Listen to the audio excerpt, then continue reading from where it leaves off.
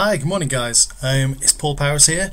I'm just going to give you a quick demonstration about how you can use screen recording in the classroom to help provide feedback to your students or to help instruct them through simple tasks. So yeah, it's a great way to boost student learning by using a screen recorder. Currently a student without their phone is unheard of, as many of you guys know. You've definitely noticed that students are constantly on their phones. Many teachers have turned to using Screencast-O-Matic screen recording to record videos onto their desktops. Students can then play back those videos on their phones, on their computers, on their laptops.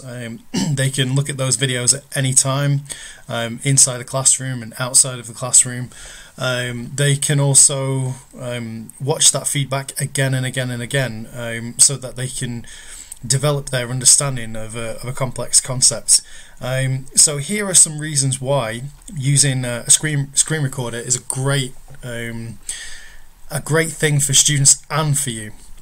So just to get started, I'm going to edit this document and you'll be able to see how to complete simple tasks. For instance, I'm going to insert an image here, so this is one way you can do it. I'm going to go Insert, Pictures, click on here, Boost Learning. There we go, then we've got a nice image here. This is how you resize an image. If you want to keep the image the same size, you drag it from the corner, and if you want to stretch it, you do that, but that doesn't look great, so I'm going to hit Ctrl Z. I can also redo that and undo that by using this here.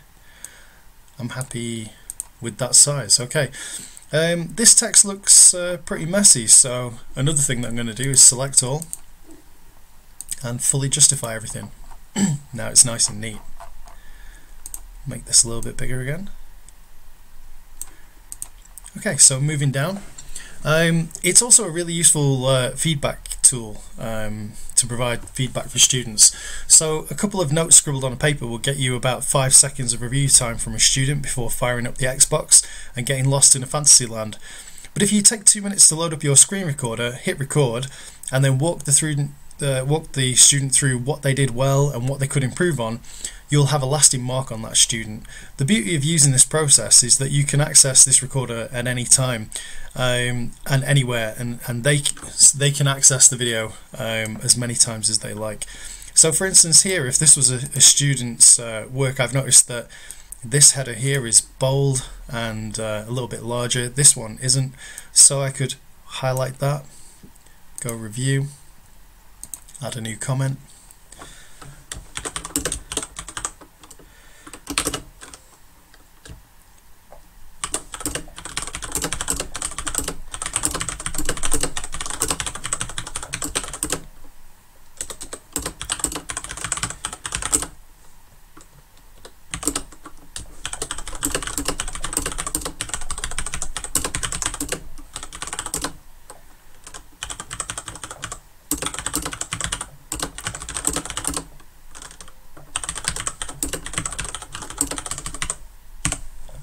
Okay, so we've got the instructions here, and now I'm going to give you a demonstration on how to do that. Click on Home. I'm going to select this piece of text because that is how I want the other header to look. And then here we've got the Format Painter. Click on that. Oh, there we go. I made a mistake. Ctrl Z. Let's try again. Format Painter, and select that, and there we go. Now the headers are both the same. So flipped classroom flipped classroom videos using the recorder. You've worked hard to turn your classroom into a well-oiled machine, but now what if you need to go out of town for a day or a week, or you're not well? Will you lose all that progress that you've worked towards? Not if you have your recorder handy. So you can create short videos for your substitute that give them lesson starters while you're away, or tutorials where they can just be monitoring class behavior and progress, and attention to the tasks, and the students will have your voice, so they will be more active. They'll know that just because there's somebody covering, this is not a free lesson. You're still there by voice in the classroom.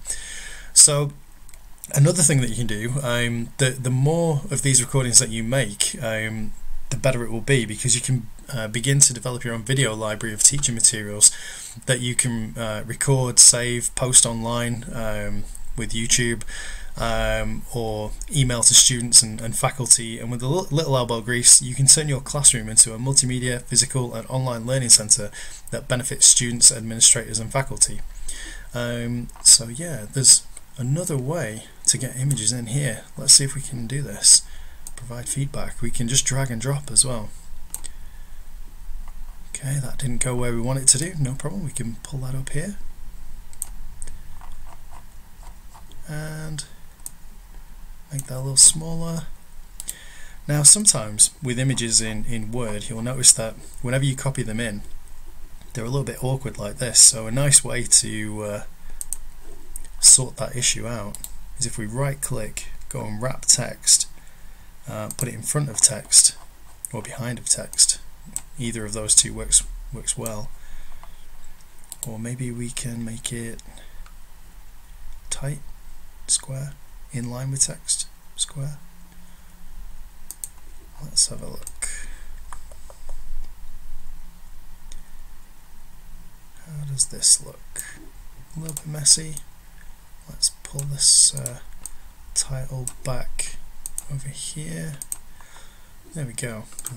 Click this one down. That's starting to look pretty good now. Okay, we've also got one for flipped learning. I'm going to use insert, pictures, flipped learning. There we go, that's pretty good. Happy with that. Yeah, so the other thing that you can do is create video tutorials. So have you ever had students who keep asking you the same question again and again, like how to insert a picture? Well, now you can solve that problem for them. They can watch it, they can figure it out, they can think about all of the different methods about how to insert a video or insert an image. So by investing a few minutes in creating a video tutorial, you can remove that distraction from the classroom and even possibly solve that problem when it arises outside the classroom. You can also preempt things that might be difficult for students to do. So using the screen recorder, record yourself working through the problem to completion. As you've seen here, I've inserted 3 different images in different ways. So a student watching this will be able to understand the different methods of how to do that.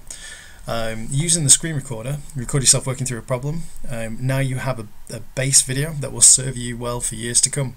If you want to give it extra life and the solution to be more impactful, add a voiceover or music, graphics, or all of the above to engage students. Another cool thing is that it can act as a professional development tool for teachers.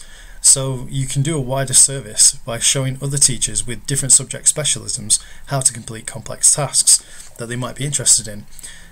It could also be how to use PowerPoint to its full potential, or Word in this case, or preparing a little bit of code to automate a task, or completing something technical that the power of voice over demonstration can achieve better than just an email or a piece of text. Okay, I'm going to insert a page break here. And insert this image. Okay, so another useful way that students can use it, they can create their portfolios with screen recording. So for students, having something on their resume or CV that demonstrates real-world knowledge is a highly effective way to help them rise above the crowd when job hunting. So do you have students who want to work in the game industry? Create a video of them demonstrating their skills. It could be creating 3D assets or 2D assets for a game, or it could be implementing a piece of code or problem solving. Perhaps you have students who want to work with animals. A video showing their skills could be just what an employer needs to see these students to secure the position. So employers want to know that students have real-world transferable skills. What better way to show that than through the use of a video? And what more convenient and portable way to capture that than through a phone? So they've all got phones on them. You could encourage them to record each other completing a process during assessment, or explaining their understanding using a podcast recording, or demonstrating their competency using a complex program, such as by using the screen recorder. So it could be as simple as using Microsoft Word properly, or programming. I hope you found this short tutorial useful, and even though perhaps I have made some mistakes and stuttered my way through this video, with a little practice and confidence, you too will be able to use Screencast-O-Matic to help your students. So thank you very much, thanks for listening, and I'll see you around soon.